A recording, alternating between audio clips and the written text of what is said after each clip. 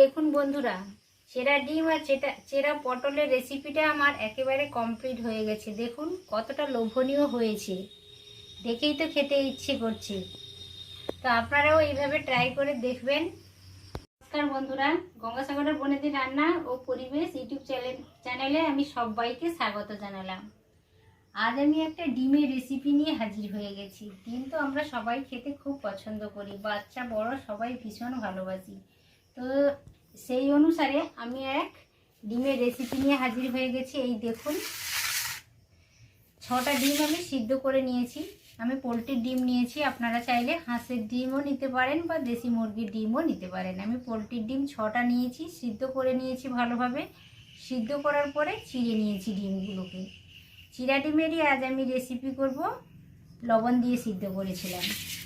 তো এটা সরিয়ে রাখলাম। এই দেখুন, ডিমটা আমি পটল দিয়েই রান্না করব। একেবারে কচি পটল আমি এই মাঝখান দিয়ে একটা করে লাইন তুলে নিয়েছি, তারপর ছেঁচে দিয়েছি। এই দেখুন, একেবারে কচি পটলগুলো দুফালি করে নিয়েছি। আর একটা আলু আমি দিয়েছি, আপনারা চাইলে আলু না দিয়েও, আমি যেহেতু পটলটা লম্বা লম্বা কেটেছি, আলুটাও লম্বা লম্বাভাবে কেটে নিয়েছি। আপনারা যদি আলু নাও দেন তাহলে শুধু পটল দিয়েও এই রেসিপিটা করতে পারেন, অসাধারণ লাগে খেতে। পটল আলু আমার কাটা হয়ে গেছে, ডিম সিদ্ধ করে আমি কেটে নিয়েছি। এই তরকারিটা রান্না করার জন্য আমি কি মশলাপাতি ব্যবহার করছি দেখুন। এই দেখুন, বড় সাইজের একটা পেঁয়াজ আমি ছোট ছোট করে কেটে নিয়েছি, একটা টমেটো কেটে নিয়েছি, 3টে কাঁচা লঙ্কা নিয়েছি, অল্প ধনেপাতা নিয়েছি, আর 1 ইঞ্চি মতো আদা, 4-5 কোয়া রসুন আমি একসাথে পেস্ট বানিয়ে এনেছি।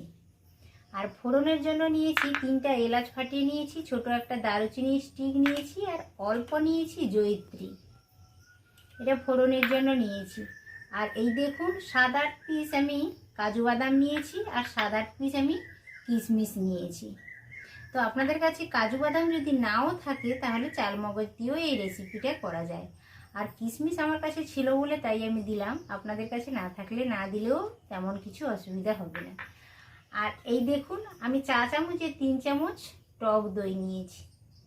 এই ডিমের তরকারিতে পটল আলু দিয়ে যে ডিমের রেসিপিটা আজ আমি আপনাদের সাথে শেয়ার করছি, তাতে টক দই ব্যবহার করলে খেতে খুবই সুস্বাদু লাগে। আপনারা একবার হলেও ট্রাই করে দেখবেন। মিক্সির ছোট জারটা আমি নিয়ে নিয়েছি দেখুন। এবার আমি কাজু বাদামটা শুকনো অবস্থায় একবার বেটে নেব। তারপর কাজু বাদামটা শুকনো অবস্থায় একবার বেটে নেব। বেটে নেওয়ার পরে দইটা দিয়ে কাজু বাদামটা আর এই 7-8 পিস কিশমিশ নিয়েছি, এটা অল্প জল দিয়ে ভিজিয়ে দিচ্ছি। তারপর একসাথে দই, কাজু বাদাম আর কিশমিশ একসাথে বেটে নেব। প্রথম অবস্থায় কিন্তু বন্ধুরা এটা খেয়াল রাখবেন, কাজু বাদাম সবসময় প্রথম অবস্থায় শুকনো একবার বেটে নিতে হয়। তারপরে জল দিয়েও বাটতে পারেন, দুধ দিয়েও বাটতে পারেন, কিংবা দই দিয়েও বাটতে পারেন। কিশমিশে জল দিয়ে দিয়েছি, কিশমিশটা একটু নরম হয়ে যাক। শুকনো অবস্থায় আমি কাজুটা একবার বেটে নেব, তারপর আবার কিশমিশ আর দই করে একসাথে বেটে নিয়ে চলে আসব। ডিমটা তো আমি ভালোভাবে কেটে নিয়েছি দুফালি করে। এবার উপর থেকে আমি হালকা করে একটু হলুদ ছড়িয়ে দিলাম।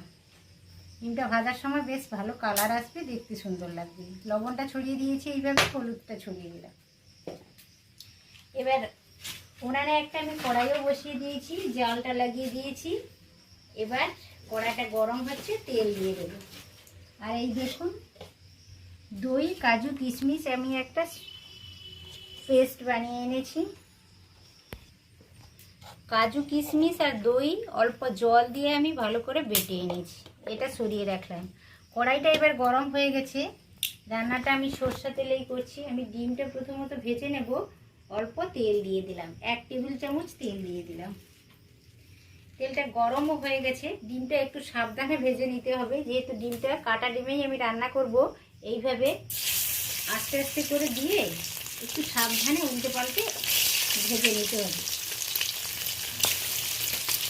দেখুন বন্ধুরা, আমি ডিমটা প্রথমত কুসুমের দিকটা দিয়েছিলাম, তারপর আবার আস্তে আস্তে করে নেড়ে নিয়েছি। কাটা ডিম কিন্তু রান্না করলে আপনারা একটু কড়া করে ভেজে নেবেন, নাহলে কুসুমটা বেরিয়ে যেতে পারে। আর ডিমটা কাটার সময় একটু খেয়াল করবেন, লম্বালম্বিভাবে ডিমটা কাটবেন, আর আড়িভাবে ডিম কাটলে কুসুমটা বেরিয়ে যাবে। তো একটু বেশ লাল লাল করে ভেজে নেব, বেশি হালকা ভাজবো না, কারণ কাটা ডিমে রান্না করছি, কুসুমটা বেরিয়ে যেতে পারে। এইভাবে খুব সাবধানে একটু ডিমটা আমি ভেজে নিই। দেখুন বন্ধুরা, এইভাবে আমি ডিমটা লালচে করে সমস্ত ডিম আমার ভাজা হয়ে গেছে, আমি নামিয়েও নিয়েছি। এবার আমি পটল ভেজে নেব। এই সময় আমি একটা কথা বলে রাখি, আমি যেহেতু পটলটাকে লম্বার দিক দিয়ে কেটে, আলুটাকে লম্বার দিক দিয়ে কেটে, ডিমটাও কেটে রান্না করছি, আপনারা চাইলে ডিমটা গোটাই রান্না করতে পারেন পটল দিয়ে। পটল তখন কিন্তু আপনারা এইভাবে না কেটে আর দিক দিয়ে দু টুকরো করে কেটে নেবেন, আর আলুগুলো এইভাবে না কেটে ডুমু ডুমু করে কেটে নেবেন, তাহলে একই ব্যাপার হবে, আপনাদের সুবিধা মতো আপনারা করবেন। তো আমার ডিমটা ভাজা হয়ে গেছে, এই পর্যায়ে আমি আলুটা ভেজে নেব আর পটলটা ভেজে নেব। দেখুন বন্ধুরা, ডিমটা আমি ভালোভাবে ভেজে নিয়েছি হালকা লালচে করে। আর এই দেখুন, একটা আলু আমি নিয়েছিলাম, আলুটাও ভালোভাবে ভেজে নিয়েছি। পটলগুলো 50% প্রায় ভাজা হয়ে গেছে। এবার আমি রান্নাটা শুরু করব। কড়াইতে আমি 2 টেবিল চামচ তেল দিয়ে দিয়েছি। ফোড়নের জন্য 3টি এলাচ নিয়েছি, ছোট এলাচ নিয়েছি মুখ ফাটিয়ে, অল্প ছোট একটা দারুচিনি স্টিক নিয়েছি, আর অল্প নিয়েছি জয়িত্রী। অল্প আমি গোটা জিরে দিলাম। ফোড়ন থেকে একটা সুন্দর গন্ধ বেরোতে শুরু করছে। এই পর্যায়ে আমি কেটে রাখা পেঁয়াজটা দিয়ে দেব। পেঁয়াজটা টমেটোটা একই সাথে আমি দিয়ে দিলাম। ফোড়নের সাথে পেঁয়াজ টমেটো ভালোভাবে নাড়তে থাকবো বেশ নরম হওয়া পর্যন্ত। দেখুন বন্ধুরা, আলু আর পটল ভাজার সময় আমি লবণ হলুদ কিছুই ব্যবহার করিনি। এবার আমি তরকারিতে যতটা পরিমাণ লবণ লাগে প্রায় ততটাই দিয়ে দিচ্ছি। পরে একটু টেস্ট করে দেখে নেব, যদি অভাব পড়ে একটু দেব। তো লবণটা দিয়ে পেঁয়াজ আর টমেটোটা ভালো করে নেড়ে নেব, তাহলে সঙ্গে সঙ্গে পেঁয়াজ টমেটো নরম হয়ে গলে যাবে।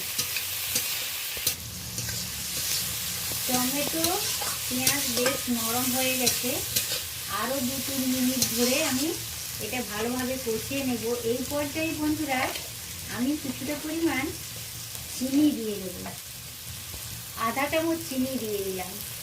এই জাতীয় তরকারিতে একটু মিষ্টি মিষ্টি হলে খেতে ভালো লাগে, তরকারির একটা ব্যালেন্সও আছে। আর এই সময় যদি চিনি দেওয়া হয়, চিনিটাও ক্যারামেলাইজ করে তরকারির কালারটা ভীষণ ভালো আছে। দেখুন, এই পর্যায়ে টমেটো পেঁয়াজটা কি সুন্দর গলে গেছে, একেবারে নরম হয়ে গেছে, কাঁচা গন্ধ চলে গেছে। এই পর্যায়ে আমি অল্প গরম জল দিয়ে দেবো, গুঁড়ো মশলাগুলো দেবো। তার আগে অল্প আমি গরম জল অ্যাড করে দেবো, কারণ গুঁড়ো মশলা দেওয়ার পরে নিচে পুড়ে যেতে পারে, ওই জন্য অল্প আমি দিয়ে দেবো গরম জল।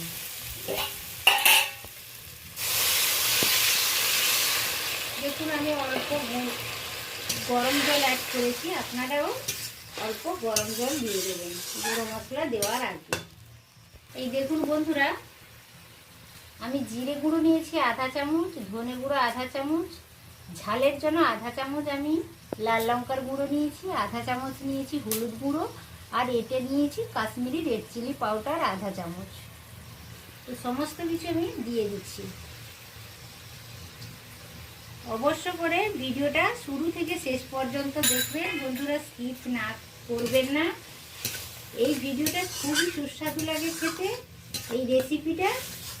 আর ভিডিওটা কেমন লাগলো আমাকে অবশ্য কমেন্ট করে জানাবেন। আপনাদের একটা লাইক আর একটা কমেন্ট আমাকে অনেক উৎসাহ যোগায় নতুন ভিডিও করতে। বন্ধুরা, আমি ভুলে গেছিলাম আদা রসুনটা দিতে, আদা রসুনটা দিয়ে দিলাম। একটু আগে দিতে হতো, কিন্তু আমি তো ভুলে গেছি, ওই জন্য একটু পরে অ্যাড করলাম আদা রসুনটা। এই দেখুন, মশলাটা ভালোভাবে কষানো হয়ে গেছে, হালকা তেলও রিলিজ করছে, তেল রিলিজ করতে শুরু করেছে মশলা থেকে। এই পর্যায়ে আমি কাজু কিশমিশ টক দই দিয়ে বেটে এনেছিলাম, ওইটা অ্যাড করে দিলাম। এটা ভালো করে 2-3 মিনিট আরও আমি নেড়ে কষিয়ে দেবো ভালোভাবে মশলার সাথে। মশলার সাথে টক দই, কাজু কিশমিশ বাটাটা দিয়ে ভালোভাবে কষিয়ে নিলাম 2-3 মিনিট ধরে। এবার আমি ভেজে রাখা আলু আর পটলটা দিয়ে দেব। মশলার সাথে ভেজে রাখা পটল আলু বেশ ভালো করে একটু নেড়ে নেব। এই দেখুন কষানো মশলার সাথে পটল আলু দিয়ে আমি ভালো করে কষিয়ে নিলাম। কষানো কমপ্লিট হয়ে গেছে। এই রেসিপিটা আপনারা শুধু পটল দিয়েও করতে পারেন। আর এবার জলটা অ্যাড করছি। আপনারা অবশ্য গরম জলটা ব্যবহার করার চেষ্টা করবেন তরকারিতে। এই দেখুন বন্ধুরা, আলুটা ভালোভাবে কুক হয়ে গেছে। পটল তো নরম সবজি, ভাজার সময় ভালোভাবে কুক হয়ে গেছিলো। এখন ভালোভাবে কুক হয়ে গেছে। হালকা হাতে আমি একবার নেড়ে নিলাম। এই পর্যায়ে আমি সমস্ত সবজিগুলো ভালোভাবে কুক হয়ে গেছে। এই পর্যায়ে আস্তে আস্তে করে ডিমের কাটা অংশগুলো আমি দিয়ে দেব। একটু সাবধানে করবেন, না হলে কুসুমটা বেরিয়ে যেতে পারে।